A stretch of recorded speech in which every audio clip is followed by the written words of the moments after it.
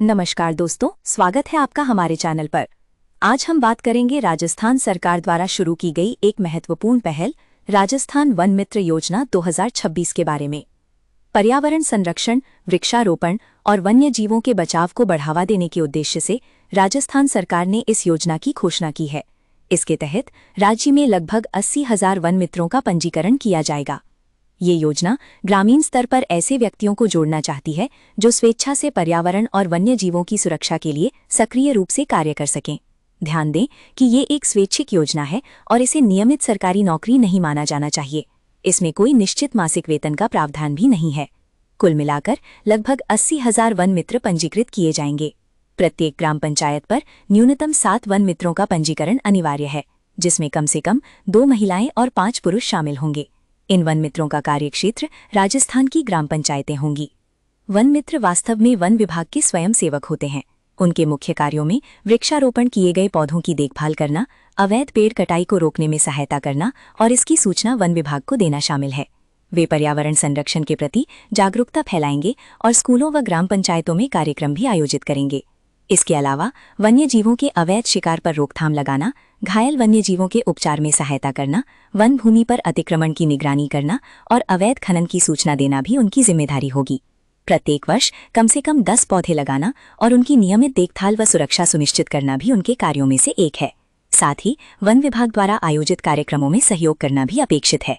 पात्रता मानदंड की बात करें तो अभ्यर्थी का उसी ग्राम पंचायत क्षेत्र का मूल निवासी होना अनिवार्य है। शैक्षणिक योग्यता के लिए 8वीं, 10वीं, 12वीं या ग्रेजुएट पास अभ्यर्थी आवेदन कर सकते हैं। कोई न्यूनतम योग्यता निर्धारित नहीं है। आयु सीमा का कोई स्पष्ट प्रावधान नहीं है, लेकिन 40 वर्ष से अधिक आयु के अभ्यर्थियों, सेवानिवृत्त सैन्य या सरकारी कर्मचारियों और स्वयं सहायता समूह के सदस्यों को प्राथमिकता दी जाएगी। अन्य योग्यताओं में वृक्षारोपण, वन एवं वन्य जीव संरक्षण में स्वेच्छा से योगदान देने की तत्परता और किसी भी प्रकार के आपराधिक या वन्य अपराध में लिप्त न होना शामिल है। आवेदन प्रक्रिया ऑफलाइन मोड में होगी। अभ्यर्थियों को संबंधित जिले के उप वन संरक्षक कार्यालय में अपना आवेदन प्रस्तुत करना होगा। अच्छी बात यह है कि कोई आवेदन शुल्क नहीं लिया जाएगा। आवश्यक दस्तावेजों में 8वीं, 10वीं, 12वीं या ग्रेजुएशन की मार्कशीट, आधार कार्ड, जाति प्रमाण पत्र, मूल निवास प्रमाण पत्र, passport size photo, signature, email ID यदि उपलब्ध हो और पूर्व सैनिक या सेवानिवृत्ति प्रमाण पत्र यदि लागू हो शामिल हैं। वन मित्रों का चयन जिला स्तर पर गठित समिति द्वारा किया जाएगा। इस समिति में उप वन संरक्षक अध्यक्ष होंगे, संबंधित क्षेत्रीय वन अधिकारी सदस्य सचिव होंगे और प्रत्येक ग्रामीण वन सुरक्षा एवं प्रबंध समिति के अध्यक्ष सदस्य के रूप में शामिल होंगे। चयनित वन मित्रों को परिचय पत्र, बाजूबंद, ट्रैक सूट, जूते, टॉर्च और डंडा सहित एक किट भी उपलब्ध कराई जा सकती है। कार्यकाल की बात करें तो चयनित अभ्यर्थी का प्रारंभिक कार्यकाल 1 वर्ष का रहेगा।